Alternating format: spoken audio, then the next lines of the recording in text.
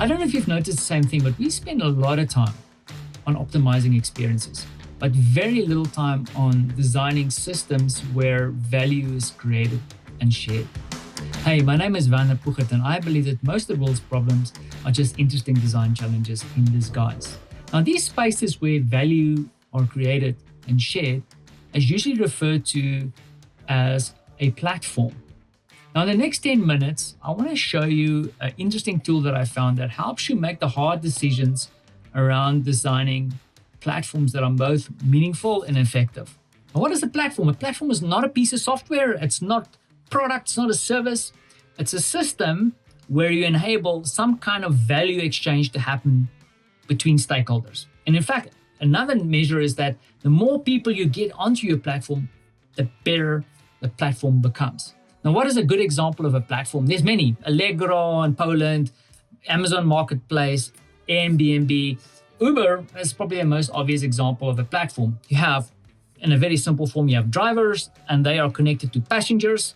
And then, of course, you have the platform owners who enable this interaction to happen, right? The value exchange is I need to get somewhere and I'm paying the driver for that. And the platform enables it. So in theory, this is kind of a win-win situation for all the parties involved.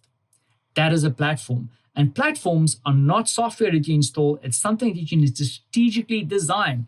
And they unpack this in the book, The Digital Phoenix Effect, if you want to get into the detail of designing platforms. Interesting kind of model here. I'm going to touch on something in the book, and it's actually the 4 steps of designing a platform, the strategy around that.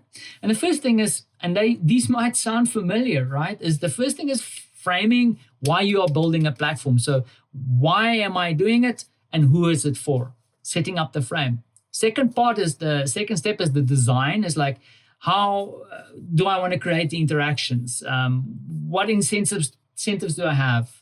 And how does the governance work? Third part, and this is kind of really interesting and important for a platform, is that usually, because platforms will inevitably start with no people in it, right? How do I ignite? How do I get people to actually join? So ignition is a key step. And then final, because I said the more people join the platform, the better for everybody, you need to think about growth. So it's framing, design, ignition, and growth. 4 steps to creating a platform. Now, the book is really good at unpacking the theory and all the problem space. The tool becomes really handy when you need to start thinking through all these processes to set up the strategy in designing your platform. So let's explore the platform thinking card set. So inside the box, you get 39 cards. But before we talk about cards, let's talk about the concept.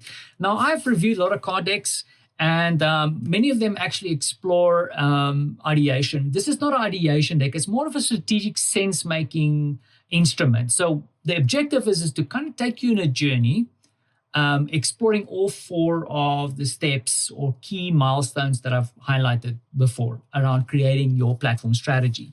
Something else I wanted to quickly highlight is that in the box, of course, you get a little instruction manual, the usual fare, but then also it kind of unlocks a whole ecosystem. So, for example, I've seen a Miro template available somewhere.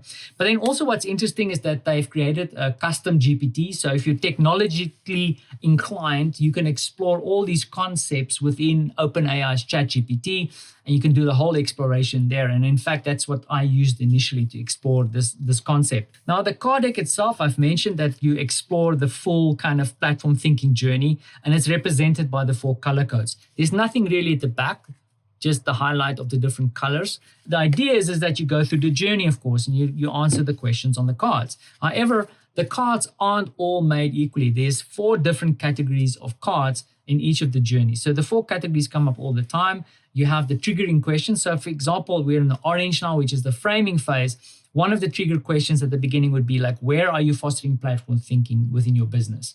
Now, this might be a hard question to answer, but luckily this card deck will offer you a couple of alternatives, design alternatives that you can explore. So for example, do you want to create just a new service? Is it to innovate the primary activity. Maybe there's some other activity in your business that you want to kind of leverage and get something out of. So these cards give you a couple of alternatives that you can explore. Now, another card, and I'm jumping ahead a little bit, is the milestone card. So for example, in a framing journey, you have 2 key milestones that you need to reach. This is one of the first milestones. So a good old platform stakeholder map, like who are you building this for and why. So when you fill this out, you've done the first or reached the first milestone in using this card deck. Now, further on, you have certain tools that actually help you explore parts of the topics. And you can see on the icons, for example, you have milestone, you have alternatives where there's a fork in the road, and then of course the key questions. You also have these cards, which is the design tools. So where it makes sense, the tool also offers you a space where you can actually use a design tool. So for example, this is idle assets. So for example, a good idea when you're creating a platform is to actually activate certain assets that you're not using. So for example, with Airbnb, you have a bunch of empty rooms available. Those are assets that you're not using. So you can identify that theoretically by doing an idle asset canvas. And for big organizations, you have data, you have relationships. Those might all be idle things that are standing around that might help you in designing your platform. The cards themselves, I've spoken about the icons, the color coding for the 4 steps. You have kind of the key questions in the big copy here. There's in some instances, you have a little bit of explainer copy, and then also you will see numbering, because at some point you might want to explore a new project or work with some other teams. You're going to have to try and get the cards back into sequence, and therefore the numbering becomes really important. The other thing I want to point out is that, of course, you want to go through the full sequence and strategically explore all the steps. And it doesn't get boring because each of the steps are unique. They explore each of the steps in their own unique way. So it's not like you're repeating the same thing over and over again, which I think is great. So this is really the primary concept behind the card deck. You have a triggering question, you explore the design alternatives, and if it's available, you use one of the design tools if you want, and then you try and kind of hit or reach that milestone. Now, the other thing I want to point out, of course, I'm not exploring each part of the card deck. It would take too long.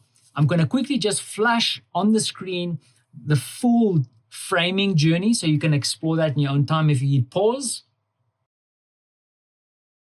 So I've given you a quick overview of the cards. It's pretty simple and straightforward, which I think it should be, right? The complexity comes into thinking and exploring. So how would you use it and who's this for? So it's definitely for people who are more on the strategic side, like if you like strategy teams, maybe innovation teams. If you want to explore ecosystems, maybe some pre-built exploration. It's really not a tool for ideation or design thinking workshops, that kind of stuff. In a way, what this tool does, it doesn't give you all the answers. It just gives you the ability to ask better questions to explore the strategic phase. How would you use this? I've mentioned that you have the digital tools out there, so you can explore it through the custom GPT, maybe through Mural or Miro if you want to do it in the digital space, or you have a remote team. I personally like just slapping these cards on the wall and then adding sticky notes to kind of facilitate my thinking. I like the visual approach to this. Of course, you're going to have a little bit more space than I have on my desk here. But once you kind of stick it on a wall or have a big desk and people start rallying around it, it becomes really useful. Definitely a tool that I recommend if you want to start playing in a platform space. There you have it. Digital Phoenix Effects, platform thinking card set.